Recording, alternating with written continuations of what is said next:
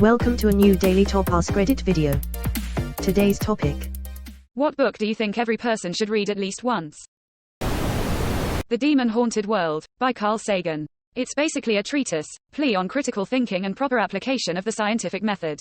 For the good of the species.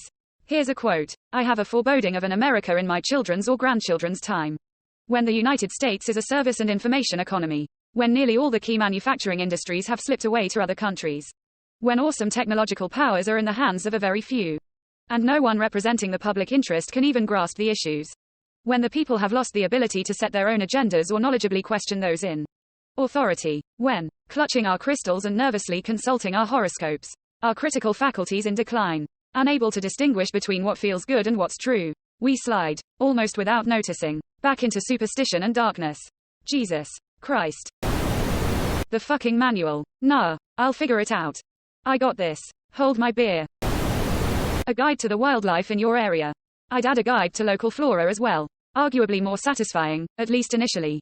Wildlife runs and hides, plants just hide. Plus when you learn your local flora, you can just get some for your yard. While it's generally frowned upon to trap and keep neat creatures. Man's Search for Meaning, by Viktor E. Frankl. After having a really bad experience with a manager at work who was very dismissive of my mental health issues, anxiety disorder, depression, our director not only sat with me for an hour and got me moved to another manager, but also shared with me his experience in the Navy losing someone to suicide. And also gave me a copy of this book. He's still to this day one of the most admirable people I've met. It was so clear that he really cared. And this book was amazing as a follow-up to his display of care and compassion. I had an aunt with whom I was very close. Just a few months before she died of breast cancer, she mailed me her own personal copy of Man's Search for Meaning. Complete with all her highlighted lines and notes in the margins. It kind of felt like I was reading it with her, and helped me understand what she might have been thinking in her last moments. That book is one of my most treasured possessions. All Quiet on the Western Front by Eric Maria Remarque. Actually, the saddest novel I've ever read, but probably the only one that describes the absurdity of war in such a suggestive way. Read it for the first time in middle school. Wasn't mature enough to understand it properly. Reread when I was 20 and actually in the army, and it was heartbreaking and frighteningly relatable. Even for a peacetime soldier like I was. This is how I felt about the things they carried. I read it in high school and understood the surface, but I didn't grasp it all. While I was deployed I got a lot more out of it. And finally after years of being home and struggling with all kinds of things I felt like I really understood all the different stories to a truly heartbreaking degree. Like you said, chapters like the one on Norman Boker hit very differently after I served and was home for some time. You know it's good if it was banned by the Nazis. Fuck, now I have to read 2.5k books, at least once. The Wave really illustrates how people living in Germany in the 20s and 30s got so swept into the Nazi party, supporting Hitler. Short, read and very pointed. I've seen a German film called this. Is it based on the book? It's based on a true event. There's a TV movie about it, too. I watched it on YouTube. Night by Elie Wiesel. My 7th, 8th grade English teacher spent a huge part of 1 year teaching us about WW2. We read Night, I Have Lived 1,000 Years, and one about Hiroshima that I can't recall. She made us read some of Mein Kampf too.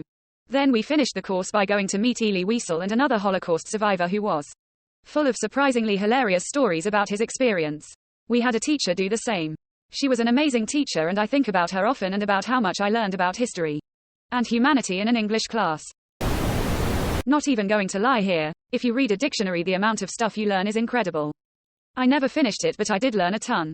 Or, when I was a kid we had the whole collection of the Encyclopedia of Britannica. I know a little about a lot.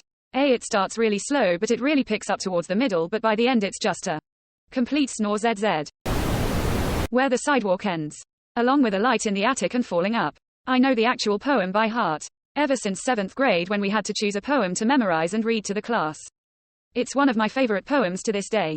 Silverstein is absolutely the reason I love poetry even now. I have a Silverstein poem memorized too. My beard grows to my toes. I never wears no clothes. I wraps my hair around my bear. And down the road I goes. Flowers for Algernon by Daniel Keyes. Absolutely heart-wrenching, incredible story.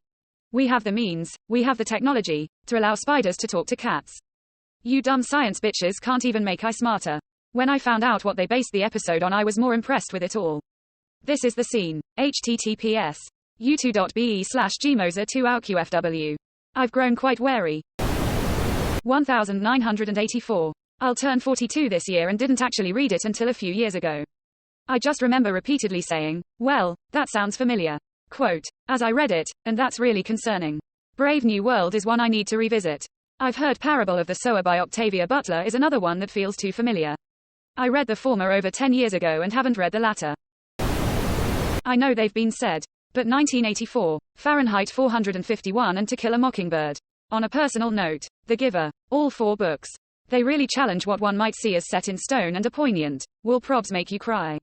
The Giver was really, really good. Found the middle school English teacher.